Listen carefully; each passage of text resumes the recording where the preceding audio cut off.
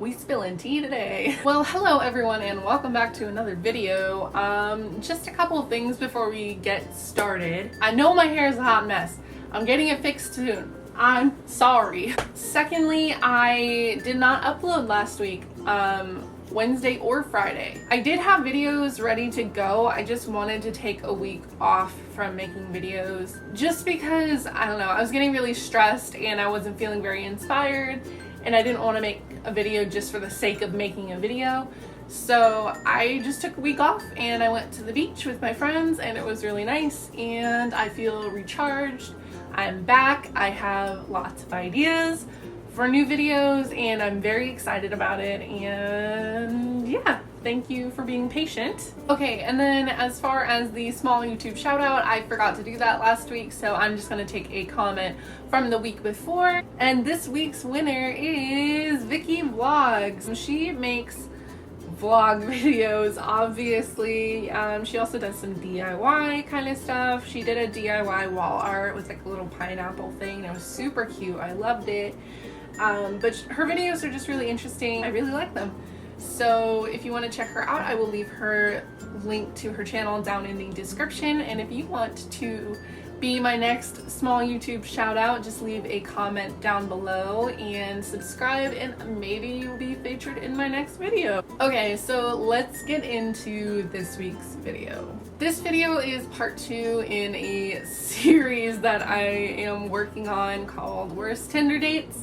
And if you want to check out part 1, I will also leave a link to that in the description. This installment of Worst Tinder Dates is going to be a little bit different. I'm going to talk about 3 different instances, 2 of which I didn't actually meet the person yet, but just talking to them turned out to be awful.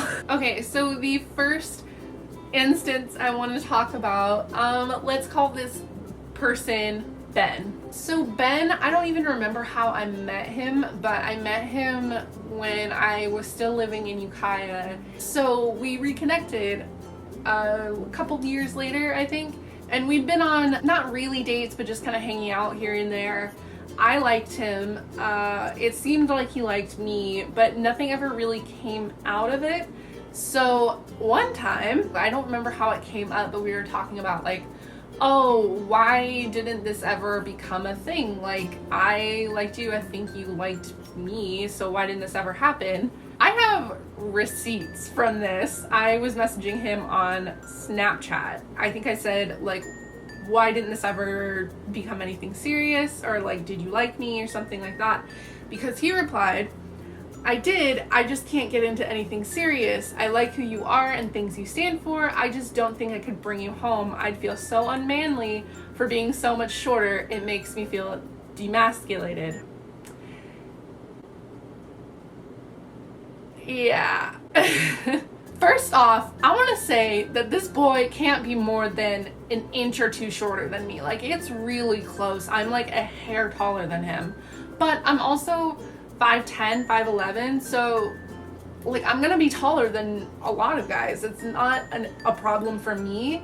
I mean, do I have preferences? Yes, I do think it's attractive if a guy is taller than me, but it's not a deal breaker because there's more important things than that. It also bothered me that an inch or 2 would be so much of a deal breaker for him because he feels demasculated by me. His masculinity is so fragile that an inch or 2 can make or break a relationship. Wow. So that's why I replied, ... wow. Then he replies, it doesn't sound like a big deal until you're a dude and you're existed to be tough and the bigger one and the emotionless one. I get that that is a very real thing, but over an inch or 2? You're blaming society for you being that shallow to make or break a potential relationship because of just that much me being taller than you. Like, really, I don't think that's society's fault. I think you're being dumb here. So I was getting pissed, and so I replied, well, you don't ever have to worry about that even being an option. Bitch, bye. Then he replies, I'm not trying to be a dick, at least I'm telling the truth too. You know what? ... later. To which I replied, well, ... too late, you're already being a dick later. And just like that, he blocked me. This guy told me he would not date me because I'm too tall, and he blocked me. Okay. Sound logic here. Just a disclaimer, he has since unblocked me, reached out to me, and apologized. So we're still friends. And we like send memes to each other here and there, and I've forgiven him. It's fine. So this one isn't necessarily about the person I dated, but after I dated that person. Okay, so I'm gonna call this person Jeff. But me and Jeff went on a few dates. It was fine, like cool friends, and he kind of talked about his ex a lot, and I felt like he wasn't really over it, so it was kind of weird and uncomfortable. We like hung out a few times, but then we didn't really talk anymore. I have not talked to Jeff for probably like a year. So I got a text out of nowhere, and it just said Megan ? I didn't recognize the number, but they knew who I was. So I asked, who is this? And that person said, Cache, is this Jeff's cousin? To which I immediately was like, oh, bitch.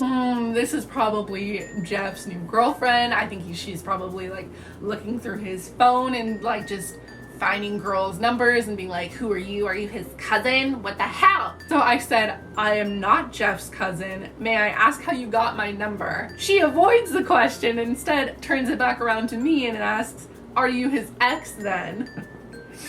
Girl. I said, we hung out a few times a long time ago, ? And she replied, never dated ?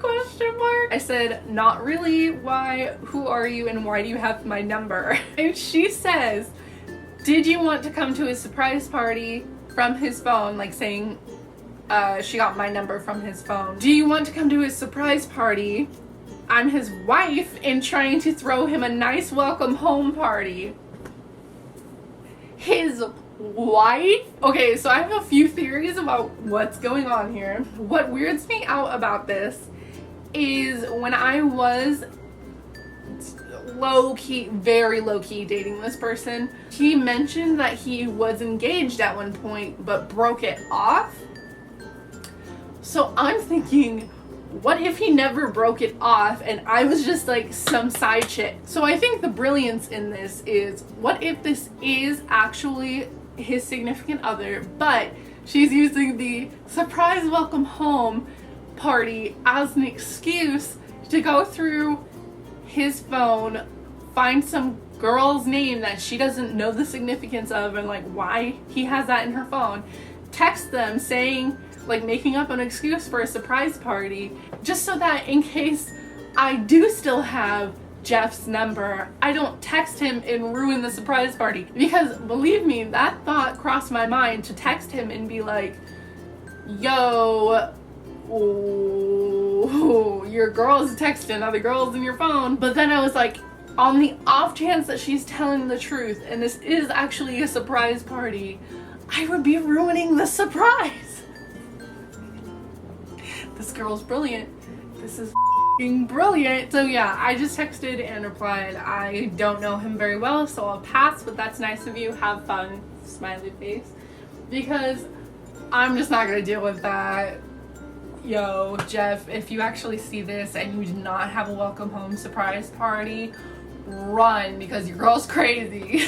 She's brilliant, but she's crazy. So I saved the best for last in this video. This story is truly insane. Like, I'm still kind of shook by this. Probably around last summer or so, I want to say, I matched with somebody on Tinder. Let's call him Henry. So there was a couple of things that tipped me off immediately about Henry that I thought were weird. It said that Henry was from Australia, and I thought that was weird because I have my settings set to only match with people in like a 50-mile radius. So I asked him about this, and I guess you can pay for Tinder and set your location anywhere so that you can match with somebody wherever you want. Another thing was that in his description he said he was like 6'5" or something like that,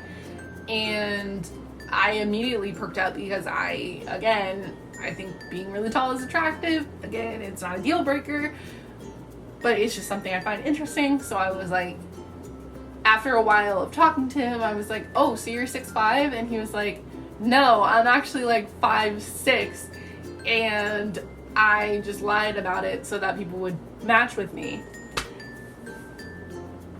Okay. I talked to Henry for a long time, I would say, like maybe 4 or 5 months or so, like kind of a long time. And I find out that he pays for Tinder because he wanted to set his location to the Sacramento area because he was going to be visiting some friends in a few months and he wanted to know some other people around there. So I had planned to meet up with him when he was visiting here from Australia. But to be honest, I was like really nervous about the idea of meeting this person. He sent me like unsolicited pictures at first, and I told him that made me uncomfortable because I was not about to send any back to him. So kind of a lost cause here. I'm not really interested like that. And the more I talked to him, the more I realized I am not romantically interested in him at all. I was more trying to be friendly with him. Like, he was okay to talk to most of the time. But yeah, he would just do things sometimes that like weirded me out. And I would say like, hey, I just want to be friends with you. And then he would be like, yeah, okay, sure. But then still call me things like baby, sweetie, honey, like being flirtatious with me. I don't know, it felt like he was being like, yeah, okay, I get it, but he didn't actually get it, that I was uncomfortable. But part of me still wanted to meet up with him because I was like, well, I mean, damn, if he's traveling all the way from Australia, I don't want to just stand him up. So the time came for him to be in Sacramento. He told me he was in Sacramento, and I knew that he was going to be there for a few days, and then in a few weeks he was also going to come back, and that time he would be here a little bit longer. So I was planning on meeting him the first time he was here,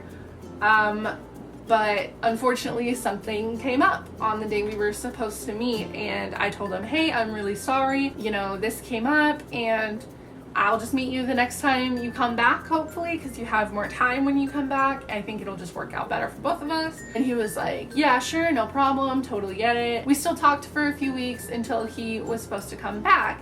And we had decided on a day and time and like what we were doing. I was gonna pick him up from where he was staying, and we were gonna go like do a bunch of touristy stuff around Sacramento, like planned out in advance, probably almost a month in advance. And he would talk to me all the time and be like, okay, we're good for this day, right? We're good for this day. We're good for this day. And every time I'd be like, yeah, still, we're okay. Yep, yeah, we're still good. We're still good.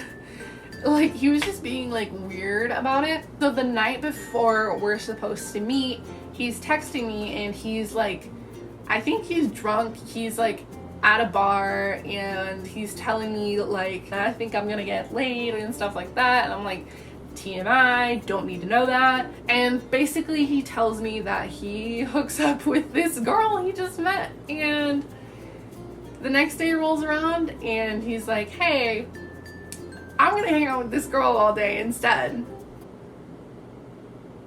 Okay. It was really weird because that whole time he was saying, we're still good for this day, right? Like, he was really looking forward to hanging out with me and seeing me that day, but he blew me off for some girl he had slept with the night before.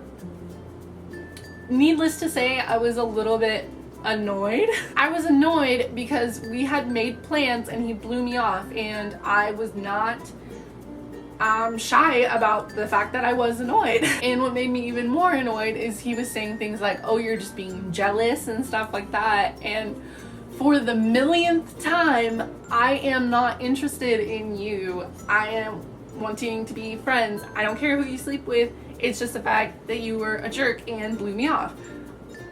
He was just being irritating on a multitude of levels. He went back to Australia and I just to be honest, I planned on not really talking to him anymore just because he made me uncomfortable and he blew me off and I was just mad at him. I didn't want to talk to him anymore. This is where it gets crazy though. This boy is insane. So he texts me out of the blue and says, so that's it? That girl I met ended up sleeping with another dude, so karma got me in the end. He then sends me a picture. If you're not sitting down for this, sit down. He literally sends me a picture of him standing in front of a Nazi flag and said, that's okay, I'm a National Socialist. Kids, if you don't know what a National Socialist is, that is a Nazi. Anyway, it wouldn't work out. I was really hoping he was joking. So I said, WTF, and just like a face, to which he replied, surprise.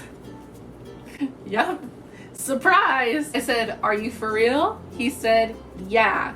I said, why? Question mark, question mark. Then he said, because it's what I believe in politics. You never asked me, so I never told you. I'm a bit different from the Hollywood caricature. Hollywood caricature of what? What does that mean? So what you're telling me is that because I never asked, you never told me that you're a Nazi, because that's a normal thing to ask somebody on Tinder. Hey, by the way, are you a Nazi? Like, what do you mean? Because it's what I believe in politics. What do you mean? What do you mean? So needless to say, I was angry, I was confused, I was annoyed, I was really sad, and I was just a mix of emotions. I was so done with this guy. So I replied, "King psycho, Christ, I'm so glad I never met up with you." And I don't regret saying that at all. If you willingly identify yourself with the people that committed one of the most atrocious genocides in history, I'm not sorry. You're garbage and you should feel bad and you should rethink your life choices, because that's utter insanity. There is something wrong with your brain if you're like, yes, I want to be part of that group. Like, excuse me? You should be ashamed of yourself. You really should. Like, it doesn't matter your skin color, your religion, your sexual orientation. You're no better than anybody. We're all equals. Sorry to break it to you. We are. Wow, that just... it still just shakes me that I was going to meet this person. Needless to say, I'm pretty sure I have him blocked on everything I had added him on. The other day, he tried to friend me on Snapchat and I promptly blocked him. The scary part is he was subscribed to me at one point. I don't know if he is still subscribed to me, but if you're watching this, literally don't ever talk to me again. So believe it or not, I still have more bad Tinder date stories to tell. So if you want to hear those, or if you have your own bad Tinder date stories, leave them down in the comments below. I would love to read them. And as always, if you like this video, leave a like. If you really like this video, subscribe and turn on notifications. Oh my god, I've done this so many times. I'm starting to lose my damn mind. Turn on notifications because I upload every Wednesday and Saturday. Don't forget, if you are on Tinder, make sure you double check that they're not a Nazi. Make sure you ask, because that's not something they have to tell you unless you ask, apparently. I'll see you guys next week. Bye!